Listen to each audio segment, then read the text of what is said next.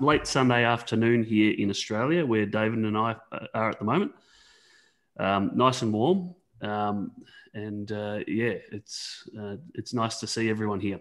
What we're going to be talking about today is a pattern that we call all hands planning from the remote agility framework. And Dave's going to take you through some examples, some case studies of where this has been used. My job is really just to introduce today and kind of tell you a little bit about the why of remote AF and what it is. Our aim today is to get through things pretty quickly. I'm sure there'll be lots of questions at the end of this session. So we'll try and get through the content and then hand it over so that you can ask some questions about how to do this stuff in practice. And that's about it for an intro. So I might just skip through the next slide. So if I wind back to the start of 2020, I'm not sure whether the news made it over to your part of the world or not, but most of Australia was on fire at that point. We had fires that went from November 2019 through to January 2020, a really frightening event and pretty damaging to our local flora and fauna, unfortunately. So sort of came into February and a lot of the people in our office at the time had been talking about, well, how do we actually make a dent on this sustainability issue, because we just can't, this country lights up every summer. If these fires are going to get worse and worse like this one, then it's not going to be super pleasant to be in Australia in the next 30 or 40 years. In the meantime, something happened in Wuhan in China, apparently.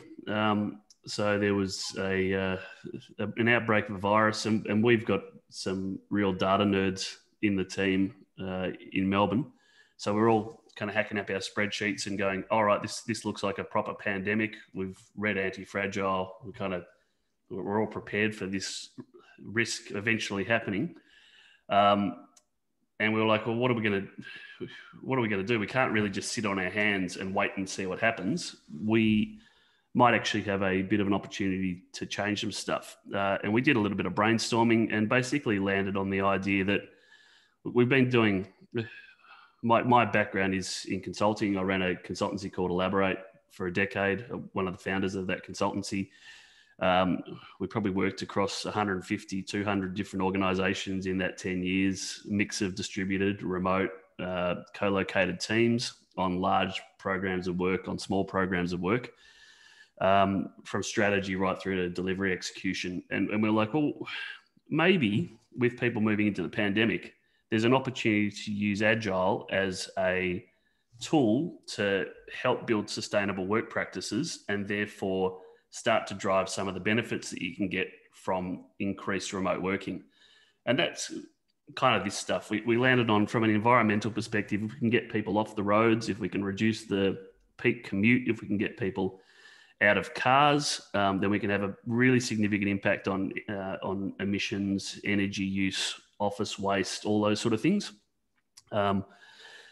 There's also the opportunity to reduce urban sprawl. So if people start living a little bit closer to where they grew up, like in smaller communities, I don't know whether this is the case in India or not, but we're finding that everyone's just flooding to the metropolises, and the metropolis keeps sprawling. The regional towns are really struggling. So we thought there'd be a huge environmental benefit for trying to drive remote work out.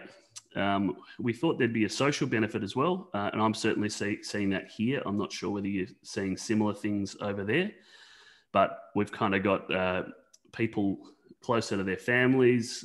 Taking a couple of hours off your commute means that you can sit down for dinner with your kids if you have children. Lots of people out on bikes, lots of people in the local community spending money in the local cafes and restaurants and that kind of thing. So there's these really positive social benefits of keeping people closer to their families and probably taking 15 to 20 hours out of most people's work weeks. And then there's obviously commercial benefits for organizations as well. So if you're paying $5,000-ish per head to have an office in the city, that's money that you can use in other places to deliver good outcomes. plus the access to talent issue. So remote first organizations can get people from anywhere in the world to work for them. Now, there's two aspects to that. First of all, we've got greater talent pool, and the idea that you don't have to live in Silicon Valley to work in Silicon Valley, or you can kind of work from anywhere. But secondly, we're hoping that means that there's a reduction in brain drain as well. So if people can earn money in foreign countries and stay where they are, then that can only be good for their local communities as well. Now, obviously, things aren't all shiny and great. With any change, there's also negatives. So what we've been trying to do with Remote AF is kind of meet some of these challenges as well. So the first one is we need to make sure that when we push people out of offices, that the organisations that were hiring them don't just forget that they're responsible for they have some level of responsibility for the energy use and the wastefulness from an environmental perspective of their staff at home or in remote offices. We have issues with family violence that have been really kind of made stark during the pandemic. We've got people that don't have the same level of access to internet or access to quiet space or access to things that make it easy to work from home. And there's also, around the world, you'll find there's different cultural norms. So some of your teammates might have higher expectations on them in terms of the amount of work they need to do with family, caring for older people, preparing meals, keeping the house, caring for people with special needs. So we need to be really aware of that stuff as well. And finally, any leader that you're working with who has been through who's used to leading by control is going to really struggle in a remote environment where they can't see people.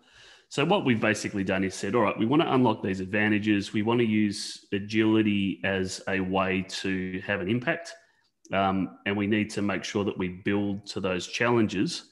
And the end result of all of that is the remote agility framework, or remote AF as it's known to its friends. I won't talk through this in great detail. More than welcome to hit us up afterwards on the website, and we can kind of take you through all the different patterns in this model. But in a very simple terms, it is a model with 3 layers. We've got a range of patterns to help teams be more effective in the remote context. So building familiarity with each other, understanding their system of work, and also understanding and being really clear about how and when they're going to communicate with each other, plus redesigning events to fit a whole new set of design constraints that you get from the remote context. We've got a range of patterns for teams of teams, so teams that are working together to solve problems. And one of the patterns we're going to talk about today is the all hands planning pattern. Basically, as soon as you've got a group of teams that are trying to move in the same direction, you need to plan together. And we used to use big room planning for that back in the day. I think in SAFE it's called program increment planning. There's a range of patterns out there, but we needed a pattern to support remote teams effectively. We've got the concept of a virtual abaya, which is basically somewhere where you can go to find all the information that you need to know about both your team of teams and your enterprise to make sure everyone's aligned and things keep moving. And we've got patterns for launching teams of teams. We've got patterns for designing remote-friendly operating models, for governing the remote enterprise, and for leading remote teams and enterprises. So that's the framework in a nutshell. It's a few things about it. It's not meant to replace any other frameworks that are out there. It's something that's meant to build on the body of knowledge of Agile, but just to be really suited to the remote or hybrid remote context. It's modular. So the idea is you can pick up any of these patterns and just use them in isolation. You don't have to use the whole framework. And the other thing is, ideally, we're going to be extensible down the track as well. So we'll find points where people can add new stuff into the framework. Where we are at the moment, we've built the whole product. We've built training for both teams, which is a practitioner training, and also a guides training course for people who want to lead or coach remote organizations. So that's the framework. Dave's going to talk about all hands planning now, and we're going to basically walk through some examples of where we've used the all hands planning pattern to help out organizations that kind of hit COVID and went, how the hell are we going to plan out our next 6 months worth of work? Over to you, mate. Thanks, mate. Hello, everyone. For those that didn't meet in the roundtable meet and greet earlier, I'm David McKenzie, one of the co-creators of Remote AF with Andrew. And as he mentioned, I'm going to talk about all hands planning and the all hands planning pattern that we've got as part of the framework, on how we've been using it over the last 12 months to overcome some of the challenges we've seen because of COVID, because of the lockdowns we've been experiencing. Some of the examples from my experience where I've been working with clients and organizations, and some of the challenges, but also some of the tips that I've sort of picked up along the way, which we're happy to share with you as we sort of move through. So as a starting point, I guess all hands planning really is a pattern that's designed really into three distinct phases. So really what we're trying to understand is ensure that the key details and inputs are in place before we move on to the next step. So we know what the big stages are, we know what the big steps we need to go through, but we actually run through the whole pattern to understand when we get to the outcome. Like any plan, the better the input in means the better the output out. So, and just for me, this is my wording, and Andrew may disagree, but it doesn't matter. He's had his chance to talk. It's my turn. I deliberately call this a pattern rather than a process, because it's flexible. I really like how it's flexible, it's modular, so you can add and adapt and change certain areas and focus how you run this, as long as we sit within the principles of the Remote AF, which is super handy. I also like it because it's also applicable at all levels. So more often than not, you would have heard of all hands planning or big room planning or PI planning being done for a team of teams. One of the examples I've got, I actually did it for a whole organization. So it helped us break our strategy and work through how they built their strategic plan. So that's super beneficial and super helpful. But really, it's three stages. So the first stage is defining the work. So what are the high level initiatives? What are the large pieces we need to look at to understand what we need to do? Once we understand those, we want to shape that work. So we do some deep dives into understanding what that work looks like. We use the Remote AF inception process, pattern to do that. Or sessions, workshops to help us achieve that, to understand that work in detail. And then obviously, once we know it, it's all planning, it's all hands planning. So we need to do the planning part. So we actually get the teams to plan at scale across teams, across business levels, and across skills to actually come up with a really integrated solution, really integrated roadmap, really integrated plan for us moving forward. So I'm going to start here and just say, well, what is big room? What is big room planning? What is it?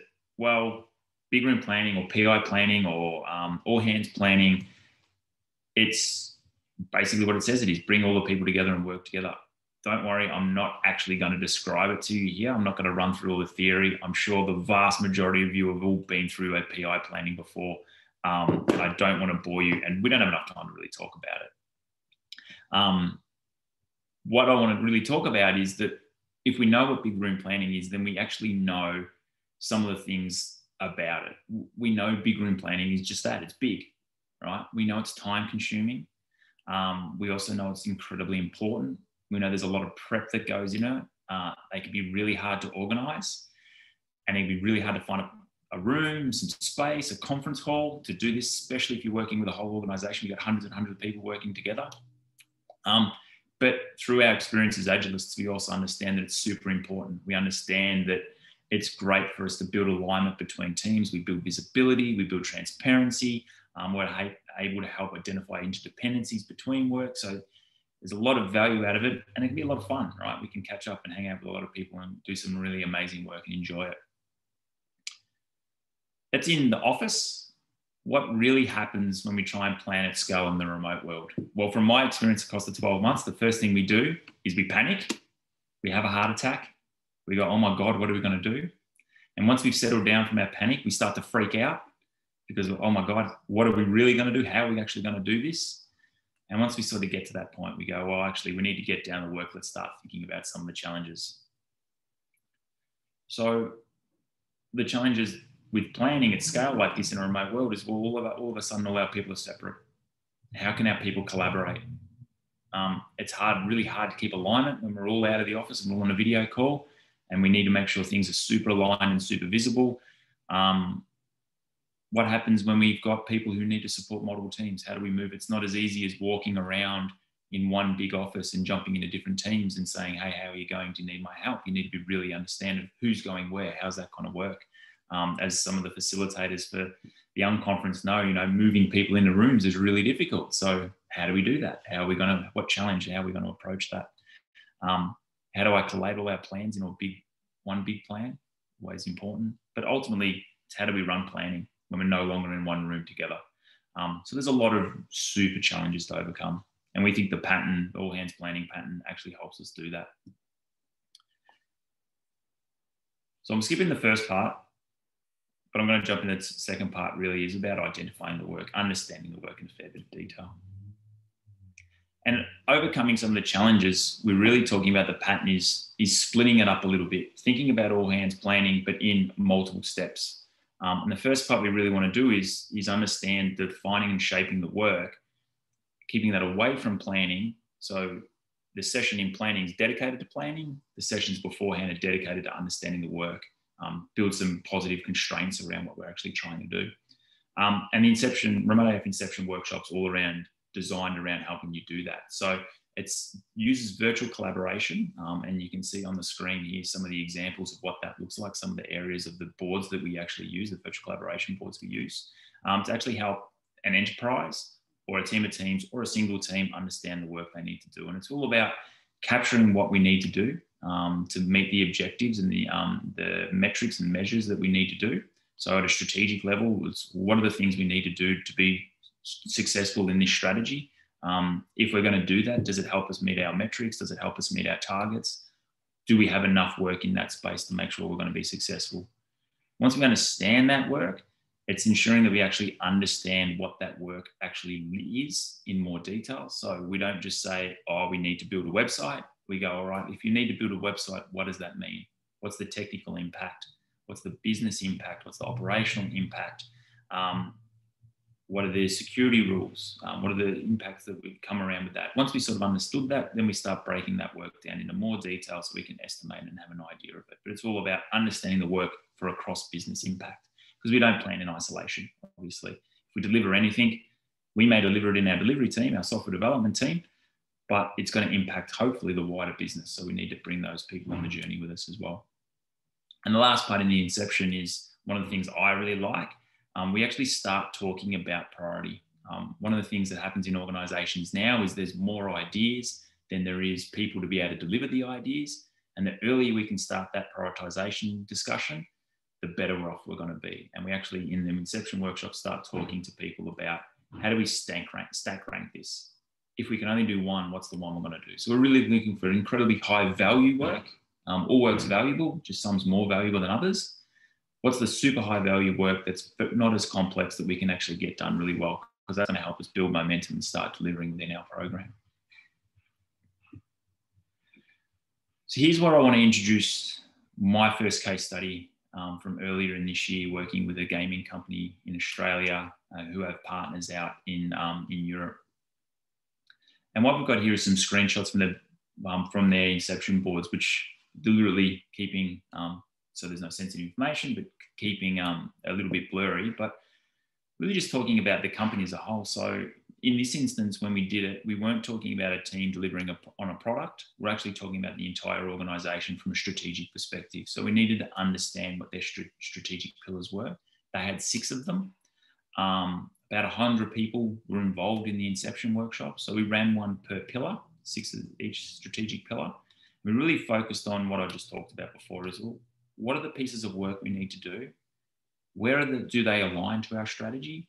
If they don't align to our strategy, should we actually be doing them? And the vast majority of the answers to that is no, we shouldn't have been.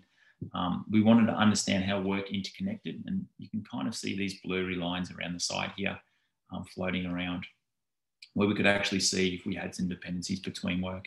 And the whole idea behind this was, from a business perspective, is to build a 12-month strategic roadmap of the key strategic initiatives they need to deliver across the business to be successful. The big outcome for this team really was understanding the work they can do and should do, and the work that wasn't aligned where they were wasting some of their time. So we're actually able to clear that out. On the right here, you can actually see their version of the stack rank. So we stack vertically first, value, and then horizontally based on complexity. And really what we aimed at is all the work in this top left quadrant was the really high valuable work that wasn't very complex. So these are the things we actually, when we moved into planning, we focused our planning effort on. So these are the pieces of work we wanted to plan, we knew we were going to plan. And the other pieces, if we had some spare capacity, we would add it in. But we wanted to be really strict on how we looked after this space. We wanted to protect the integrity of this high value work that wasn't complex, that we could actually deliver for the company. So that's the example for an Inception workshop. Moving on from there, moving into planning is the final stage. So you've broken down the work, you've understood the work that you need to do, it's strategically aligned, hopefully. If it's not, ask yourself the question, should I really be doing this? You understand how that work interconnects, you understand its impacts around the space. So you need to start planning together. And this is where we go back to those challenges I raised earlier before. They are mirrored. Our people are remote. We're going to have to do it virtually. And we're going to have to work out how people are going to move around. We're going to have to work out how we're going to collaborate. We're going to have to work out how we're going to collate all the results. And it becomes incredibly difficult. So based on those challenges, I thought I'd talk through some of the tips that I've sort of picked up over the last 12 months. And the first one is embrace that your people are remote. Embrace the fact that they're separated, but embrace the fact that you have to collaborate. And if they're remote and you have to collaborate, then you have to use a virtual collaboration space. It's as simple as that, somewhere where people can come together and interact. But the call out for me is you don't actually have to build it all yourself. There are accelerators out there, and on the board, on the screen here, you can see the remote AF planning space that we've built specifically for this. It cuts down massively on prep time, and it actually pre-filled and helps teams just concentrate on what they're there to do. If you're going to use a virtual collaboration space, you want to make it really easy to use, but you want to make it really clear what people are doing when they're in one space. So here, this is set up deliberately for 6 teams to plan in a big room planning setup, an all hands planning. Each team has its own planning space. They're building their roadmap. They can capture their risks and their actions. Over here in the text, I know it's hard for you to read, but you can it actually lists out here all the information they need to know when they're in their breakouts. So they don't actually come back to the main room and ask questions. They've actually given it so they can feed that and answer that question themselves. You can pre-fill it with some FAQ as well, which is what we did for this space.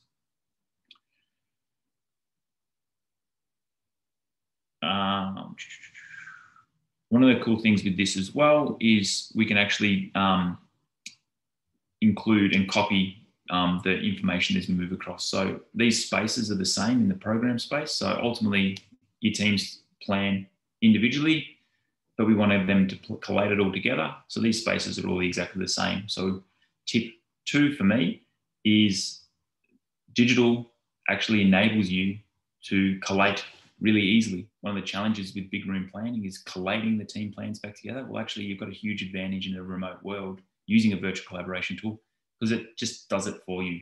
Copy and paste is your friend.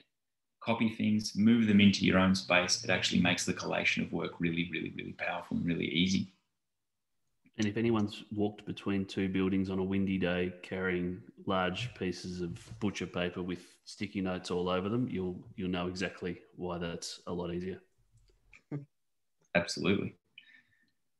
My third tip, and this really comes down to any remote working and any remote workshop that you're going to run, but especially for all hands planning when you're planning at scale with massive amounts of people, hundreds of people maybe, is you have to have an agenda and you have to stick to it. Remote meetings tend to lose time here and there, just waiting for people to join, waiting for people who are answering a question, but secretly they're already on mute, but they don't know it, so they have to repeat it. Very common for people to say all the time. So you really have to be ruthless. You need to stick to time.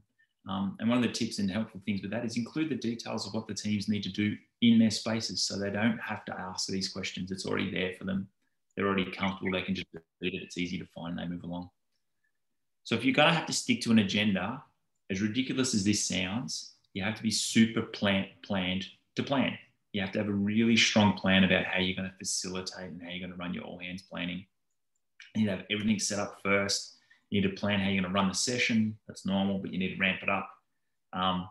If you're going to use breakout rooms, who goes to each room? How many rooms are you going to need? The tip there is actually set the rooms up first. Don't do it in the session. Know the rooms. If you're going to have 6 teams, have 6 rooms ready to go. Name the room so it's easy for people to move around. Know who is going to move into each room. If you've got people that have to move between each space, maybe you've got a solution architect that supports multiple teams, build a roster. Be able to go to team 1 and say, you're going to have the solution architect for the first half hour of your breakout. For the second half hour, that solution architect needs to go help team B. And just start to be really purposeful about how you're going to do that roster and scheduling. Or better yet, which is something the AgilityToday guys have done really well, is give people the ability to move around themselves. Let them jump where they need to go. Let them answer those questions. And my final tip for planning and actually facilitating a remote hands planning is actually have someone in there to help you do the techie things yourself. So if you're going to facilitate it, you facilitate.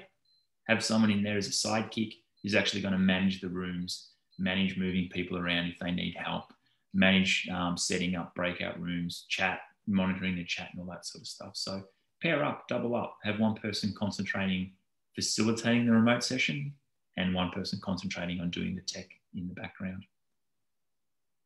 So David and Andrew, probably you have heard that beep sound. We have already passed 25 minutes in the session.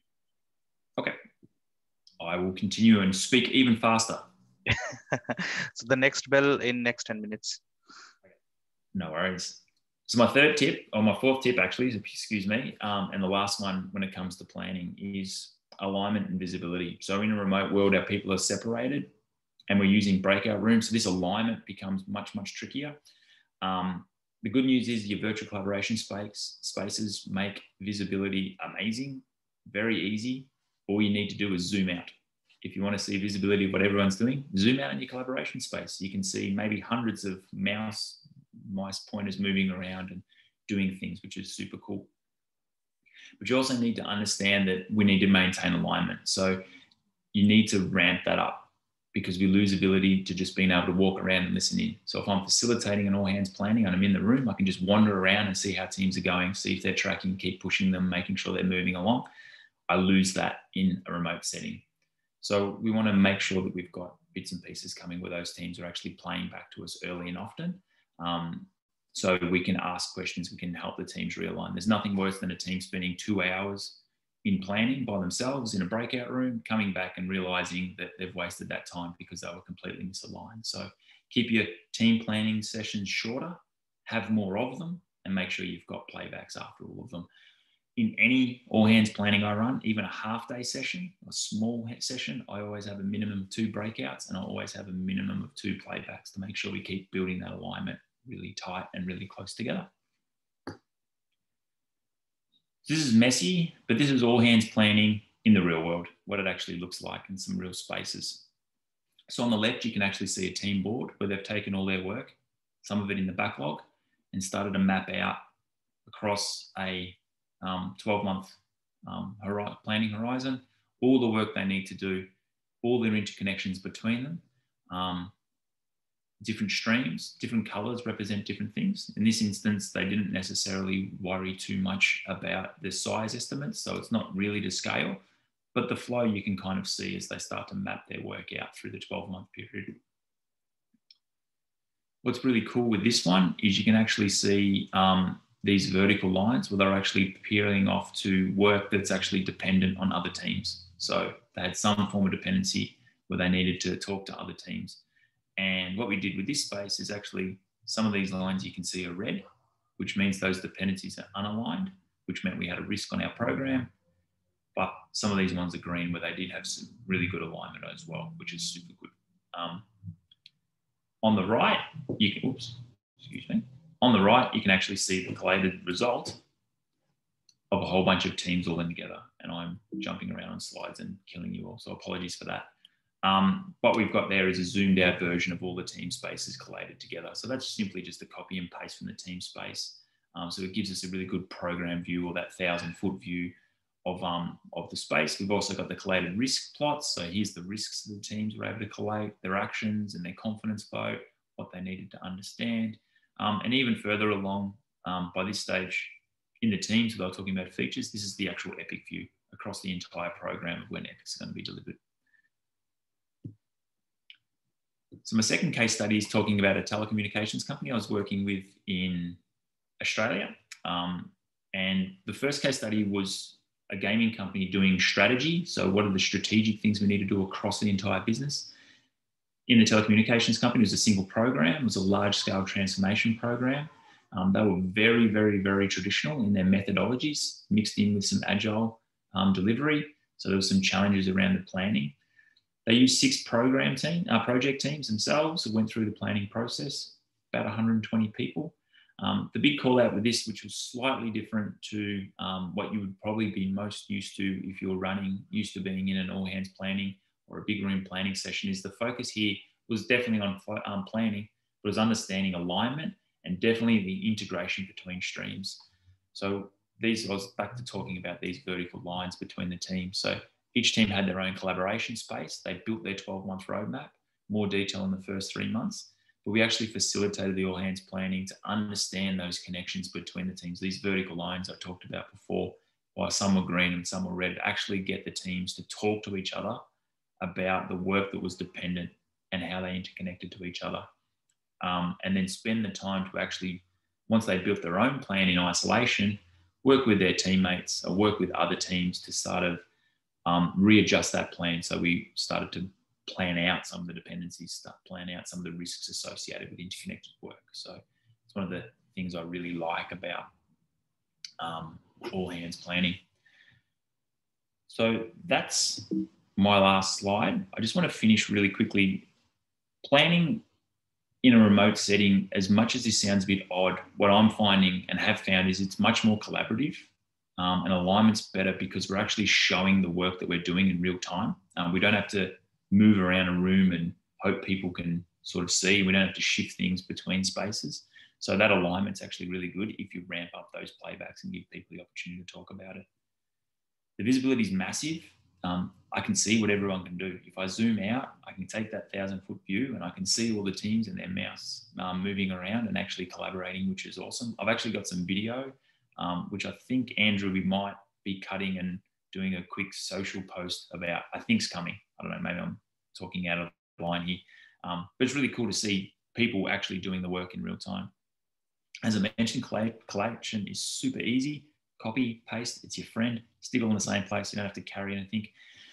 And the cool thing is the boards actually give you a digital version of your plan already. You don't have to convert it, and they become living documents. You don't need to do anything out of the session. People can come back in. The collation space is there. You can continue to use it. You can continue to review throughout your planning cycle, be it your 3-month horizon, to actually come back and look at it and go, are we on track? Are we not? How are we actually going to the plan that we created? And that's everything. So I might throw it back to you, Andrew, and we'll open it up to questions and stop the share. Yeah, awesome. I might just add to the end of that. I spoke to the CEO of the gaming company that Dave was working with on Friday.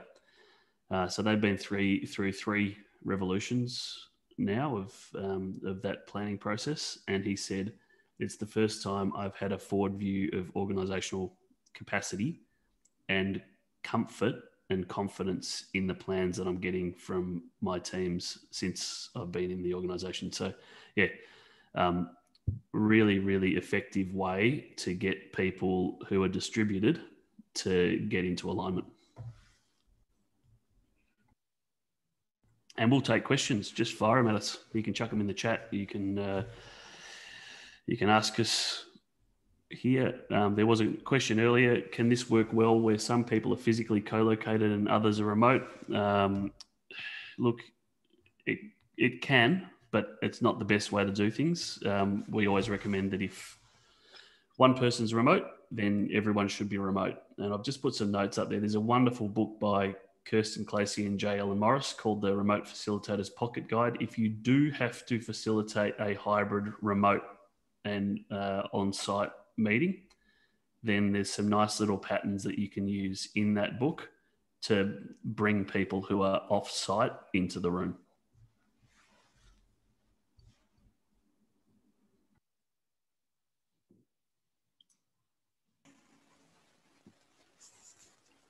Can I ask a question?